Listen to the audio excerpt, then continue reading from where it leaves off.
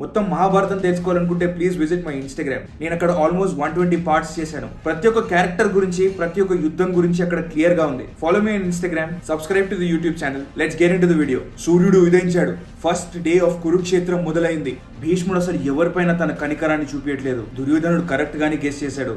భీష్ముడిని పాండవులు కొట్టడం అసలు ఇంపాసిబుల్. పాండవుల సేనని మొత్తం భీష్ముడు భయంకరంగా చంపేస్తున్నాడు. భీష్ముడు ముందుకొచ్చి నిల్చోవాలన్న పాండవుల సేన భయపడుతుంది. పాండవుల వజ్ర వ్యూహం ఇంకా కూలిపోతుంది అన్న సమయంలో అభిమన్యుడు భీష్ముడి రథంపై ఉన్న జెండాని కట్ చేస్తాడు. దానికి బదులుగా పితామహ అభిమన్యు యొక్క గుర్రాలను చంపేస్తాడు. తన రథాన్ని కాల్చేస్తాడు. కొన్ని వందల బాణాలు అభిమన్యుపై దూసుకొస్తున్నాయి. ఆ సమయంలో విరాట్ ఇంకా భీముడు వచ్చి అభిమన్యుని కాపాడతారు. యుద్ధరంగం ఇంకొక వైపుగా ఉత్తర్ తన ఏనుగుని తీసుకుని శల్యపై అటాక్ చేయడానికి వెళ్తాడు. ఆ ఏనుగు శల్యాని తన రథంలో నుంచి కింద పడేసింది. అప్పుడు శల్య, మద్ర యొక్క రాజు, ఉత్తర్ పై శక్తి అస్త్రాన్ని ప్రయోగిస్తాడు. బాణం ఉత్తర్ వైపుగా దూసుకెళ్తుంది. దాని నుంచి తప్పించుకునే ఛాన్సే లేదు. ఆ బాణం ఉత్తర్ హార్ట్ లో వెళ్లి గుచ్చుకుంటుంది. ఇరువైపులా వెళ్లిపోతుంది.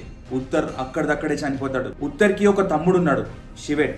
తన అన్న చనిపోయాడన్న బాధతో పాండవుల సేనని మొత్తం భీష్ముడి వ్యూహంలోకి తను తీసుకెళ్తాడు. తను కొన్ని వందల సైన్యాన్ని చంపేస్తాడు. తను చంపే తీరులో తన అన్నను కోల్పోయిన బాధ క్లియర్ గా తెలుస్తుంది. భీష్ముడు ఒక్కసారిగా తన వ్యూహాన్ని ప్రొటెక్ట్ చేయడానికి వస్తున్నాడు. వాళ్ళు ఎక్కడ ఆ వ్యూహాన్ని బ్రేక్ చేస్తారో అని. భీష్ముడు రావడం చూసి ఆ మత్స్యరాజు తన గదతో భీష్ముడి రథాన్ని నిరగొట్టేస్తాడు. భీష్ముడి రథం అక్కడే ఆగిపోయింది. భీష్ముడి రథం చుట్టూ శివెట్ తిరుగుకుంటూ భయంకరమైన యాక్యురసీతో తనకు బాణాలు వేసి కొడుతుంటాడు. ప్రతి ఒక్క బాణం భీష్ముడికి వెళ్ళి తాకుతుంది. ఒక పాయింట్ లో భీష్ముడే ఓడిపోతాడేమో అన్నంత భయంకరంగా ఆ రాజు తనతో యుద్ధాన్ని చేస్తాడు. అప్పుడు భీష్ముడు శివెట్ పై ఒక స్పియర్ ని వేసి కొడతాడు. అది తన రథాన్ని విరగొట్టేస్తుంది. మత్స్యపు యువరాజు భీష్ముడిపై శక్తి అస్త్రాన్ని ప్రయోగించడానికి ట్రై చేస్తాడు. కానీ దాన్ని భీష్ముడు ఈజీగా ఆపేస్తాడు. తర్వాత భీష్ముడి టర్న్. భీష్ముడు తనపై ఒక అస్త్రాన్ని వేస్తాడు. శివెట్ దాన్ని ఆపలేకపోతాడు. అది తన షీల్డ్ ని దాటుకొని తన హార్ట్ గుచ్చుకొని ఇరువైపుగా వెళ్లి శివెట్ అక్కడిదక్కడే చనిపోతాడు. శివెట్ చనిపోవడం పాండవుల స్పిరిట్ ని చాలా దెబ్బతీసింది.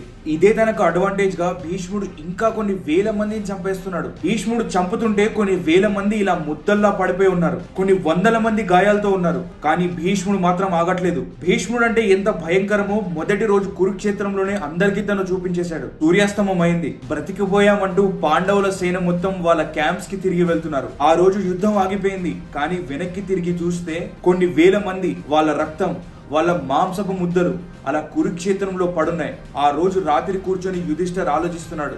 తను కృష్ణుడితో అంటాడు, మాధవ, భీష్ముడిని ఎవరు ఆపేది? భీష్ముడు నా సేనను చిన్న ఇన్సెక్ట్స్ ని చంపేసినట్టు చంపేస్తున్నాడు. విరాట్ రాజు ఇవాళ యుద్ధంలో తన ఇద్దరు కొడుకులను నా కోసం కోల్పోయాడు. భీష్ముడిని ఎలా ఆపేది?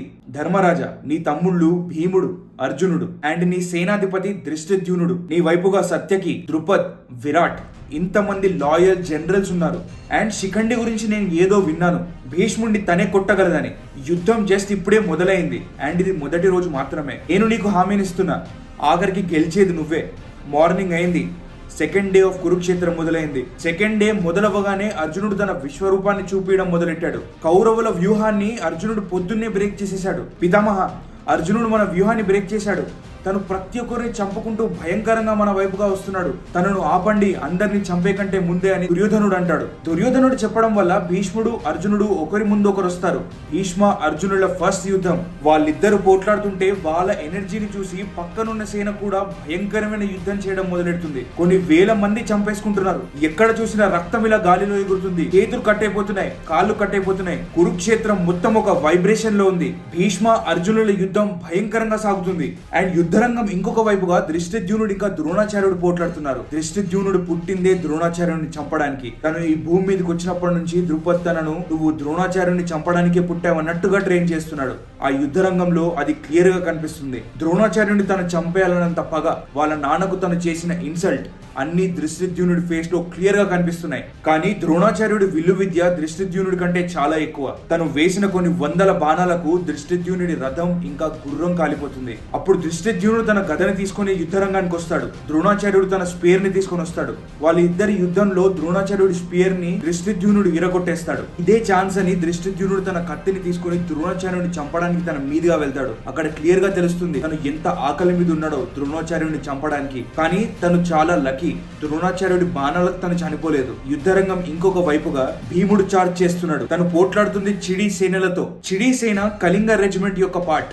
దాన్ని లీడ్ చేస్తుంది మహారాజా శృతయు. అప్పటికే భీముడు చాలా మందిని చిడి సేనలో పిచ్చి పిచ్చిగా చంపేస్తున్నాడు. భీముడు శృతయు ఇంకా వాళ్ళ ఇద్దరు కొడుకులని తన గదతో కొట్టి చంపేస్తాడు. అది చూసిన చిడిసేన భయంతో భీష్ముడి వెనకాల వెళ్లి దాక్కుంటుంది. భీష్ముడు భీముడిని కాసేపు ఆపగలుగుతాడు, కానీ భీష్ముడి యుద్ధంలో భీముడు భీష్ముడి యొక్క రథసారథిని చంపేస్తాడు. భీష్ముడు దాంట్లో నుంచి రికవర్ అయ్యే లోపే భీముడు తన గుర్రలని వెనక్కి తిప్పి వెళ్లిపోతాడు. భీముడు ఇక్కడ కౌరవుల సేనపై కనికరాన్ని చూపించి వెళ్లిపోయాడు. సాయంత్రం అవుతుంది. కౌరవులు పాండవులు ఆ కురుక్షేత్రంలో భయంకరాన్ని సృష్టిస్తున్నారు. ఇంకా యుద్ధం ఆగిపోతుందన్న సమయంలో అభిమన్యువు తన రథాన్ని తీసుకొని కౌరవుల సేనలో చొరబడిపోతాడు. భీష్ముడు పెట్టిన ఫ్రంట్ లైన్ సేనలు ఎవరైతే ఉంటారో వాళ్ళందరినీ కొట్టి అభిమన్యు వాళ్ళలో చొరబడతాడు. దుర్యోధనుడికి తెలుసు అర్జునుడి కొడుకుని చంపితే అది పాండవులపై ఎంత డ్యామేజ్ చేస్తుందో. అప్పుడు దుర్యోధనుడు వాళ్ళ మహారథులను అభిమన్యుపై దాడి చేయమని పంపిస్తాడు. ఆ 16 ఏళ్ల బాలుడు వాళ్ళు అనుకున్న దానికంటే వాళ్ళతో మించే పోట్లాడతాడు. కౌరవుల సేన మొత్తం షాక్ లో ఉంది. అసలు పోట్లాడుతుంది ఒక 16 ఏళ్ల బాలుడేనా అని. భీష్మ, ద్రోణాచార్య, కృపాచార్యుడు వాళ్ళ వ్యూహాన్ని కాపాడుకోవడంలోనే ఉన్నారు. వీళ్ళందరూ ఒకవైపు,